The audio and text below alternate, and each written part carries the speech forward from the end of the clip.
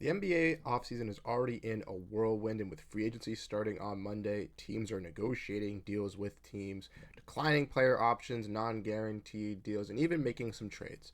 So, today we're going to dive in and explore everything that has happened so far this day on June 28th here in the NBA world and ultimately go over what I think of these moves and how they're going to affect these teams going into the offseason, kicking off into free agency on Monday and how they build their teams. So without further ado, let's dive in and let's explore. And let me know your thoughts down below in the comment section.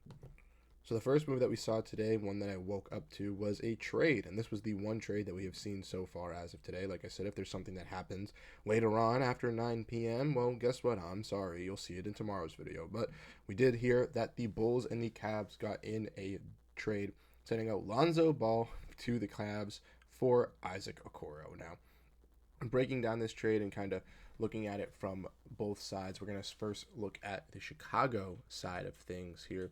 The Bulls are a team that are very interesting, have some veterans, some contracts that they kind of want to get rid of. They renegotiated a deal with Lonzo Ball last offseason where they gave him this $10 million deal to make him a little bit easier to be tradable this offseason. But it's weird because the Bulls have been notoriously known for making bad trades, and similarly here make another one, as at the trade deadline, it is widely known that the Memphis Grizzlies were trying to get off Marcus Smart's contract, and they offered him Marcus Smart with their first-round pick, which initially went to the Wizards, which turned into Will Riley, which what they traded back for, but would have been the 18th overall pick, which was actually a guy in Walter Clayton. And that's what they turned down for Lonzo Ball last year. And now they initially get Isaac Okoro, which I think is kind of a worse of a return. Now, once again, Bulls, maybe they don't value draft picks. For Caruso, for Giddey, there were no draft picks.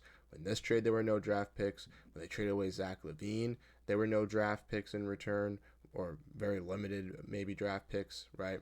When they traded away DeMar DeRozan, it was more player swaps. It's a little bit weird for the Bulls and how they've been operating. So I think the Bulls could have gotten a better of a return, and I think that they kind of wasted that mistake in the offseason, similar, or in the trade deadline, similar to the Suns with Kevin Durant. But for the Chicago Bulls, they do get off Alonzo, and they do bring in Isaac Okoro. Now, Isaac Okoro with the Cleveland Cavaliers last offseason wasn't really a high value target for them to bring back. They were trying to sign and trade him with multiple names like Cam Johnson, and I remember DeAndre Hunter, and they initially got DeAndre Hunter later on in the season, but they weren't able to do an Isaac Okoro trade last year. So then they just brought Isaac Okoro back on an extension late into the offseason. I believe it was in August, maybe even September.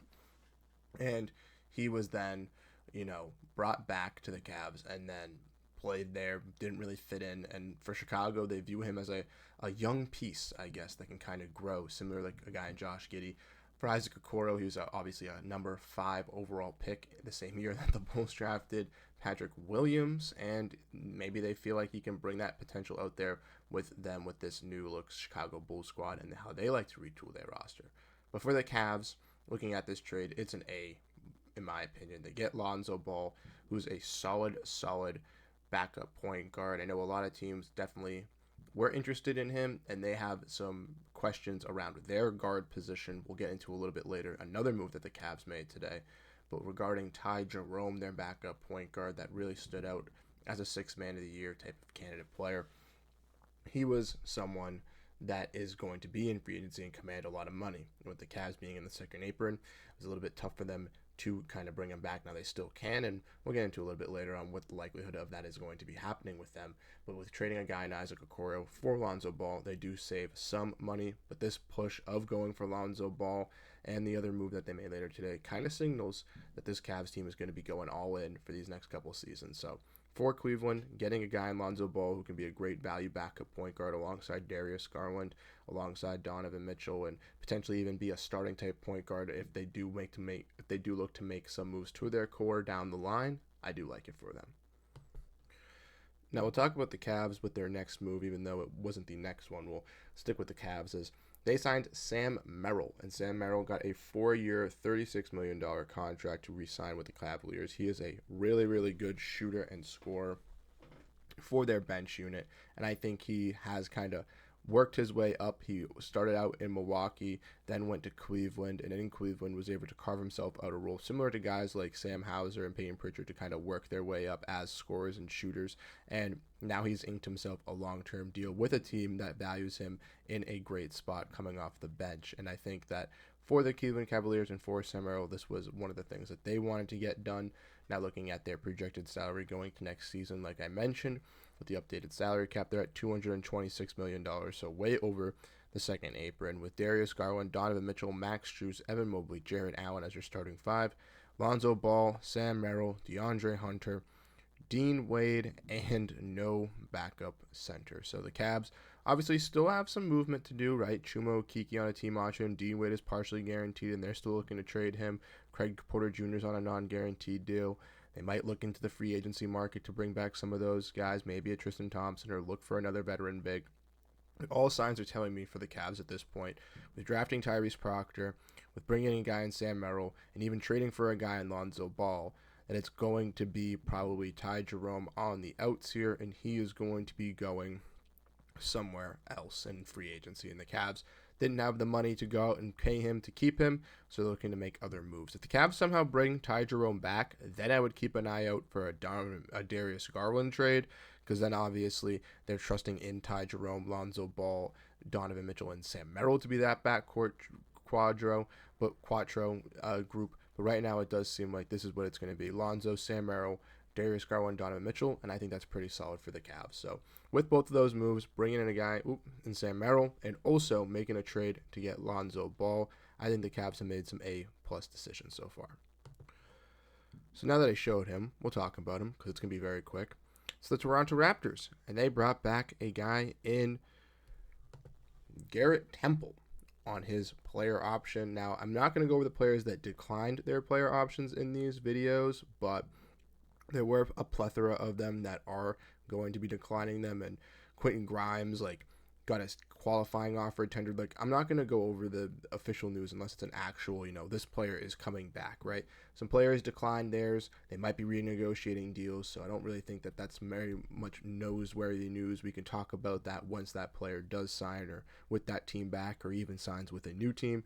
But with Garrett Temple, he's kind of a Udonis Haslem, kind of at this point more of a player coach in the locker room, a guy that's a great veteran that's on the end of the bench, and he's going to go back to Toronto and fill that role for them once again. And their hopes, I guess, of trying to make the playoffs, but we'll see what Toronto does. And then we saw the Miami Heat make a big time move. Some teams in the no, never mind, not in that division at all, but the Heat are making moves. They signed DaVon Mitchell to a 2-year, $24 million deal, and I tweeted out that I really like this deal, and I'm going to be 100% with you guys. This is one of my favorite signings so far of the offseason. DaVon Mitchell played at Baylor, was a solid defensive point guard, a little bit of a playmaker, but never really had the jump shot, right? Had to kind of develop into that. And when he got selected to Sacramento, who had a little bit of a weird kind of structure, similar to how the Raptors really liked wings. Well, at one point they were really infatuated with guards, and they had De'Aaron Fox, Tyrese Halliburton, and DaVon Mitchell, and wasn't really working out for that guard development trio for DaVon to develop fitting alongside them. Not only just that, just trying to play De'Aaron and Halliburton kind of itself, kind of puts them in a situation to make a trade. We all know how that fell apart for them, and then after that, it didn't work out with DaVon still in Sacramento, still getting that bump up playing with Tyrese. So therefore, or with De'Aaron Fox, excuse me. So then we saw DaVon Mitchell get traded to the Raptors, and he played with the Toronto Raptors for the start of the season.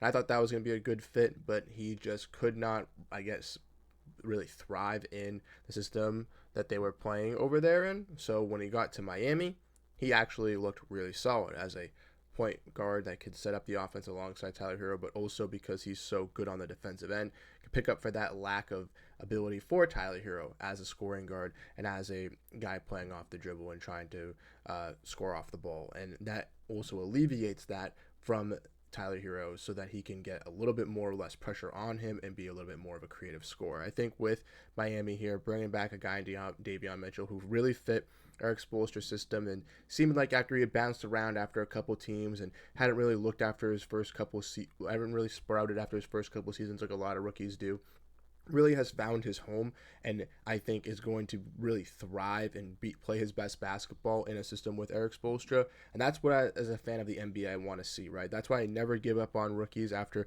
2-3 spots, because this is what can happen, right? Players like a guy like DaVon Mitchell, someone who's a really solid guy coming out of college, lottery pick, doesn't pan out with the team that originally drafts him, regardless if it's fit, regardless if it's the franchise isn't capable of making him solid, regardless if it's injury. And then later down the line, after 2 or 3 teams, he finds his way and he can spark. Now, sometimes it obviously goes the other way, and they obviously fall out of the league, or you don't really hear about them after that. But with a guy in DaVon Mitchell, he was able to bounce back that reputation and now ink himself to a 2-year, $24 million deal, which we're now looking at the Heat taxes and how their team is looking. Obviously, you got Hero, Highsmith, Wiggins, Bam, Khalil Ware, DaVon Mitchell, Terry Rozier, Kasparis Yakuchonis, Duncan Robinson. They have a lot of contracts here, right? Duncan Robinson's partially guaranteed. That's something to keep an eye on. They might be waiving him. They might be bringing him back. They have had guys, and Terry Rozier, I guess, is partially guaranteed too. I didn't realize that. Andrew Wiggins has been in some trade discussions, so I think the Heat will be getting involved in making some moves. And I think with a guard trio of Hero, Mitchell, and Kasper so far, they are looking pretty solid there. And obviously, if they can kind of tweak this roster around the edges, maybe add one more guard, add some more scoring by getting out some of these contracts, and finding out who's going to be this wing dominant player that they can go out and get. Maybe it's a Jonathan Kuminga. Maybe it's a Lauri Markkanen if he's available via trade. Maybe they still call the Jazz and see if they can get a John Collins, another rebound or something like that.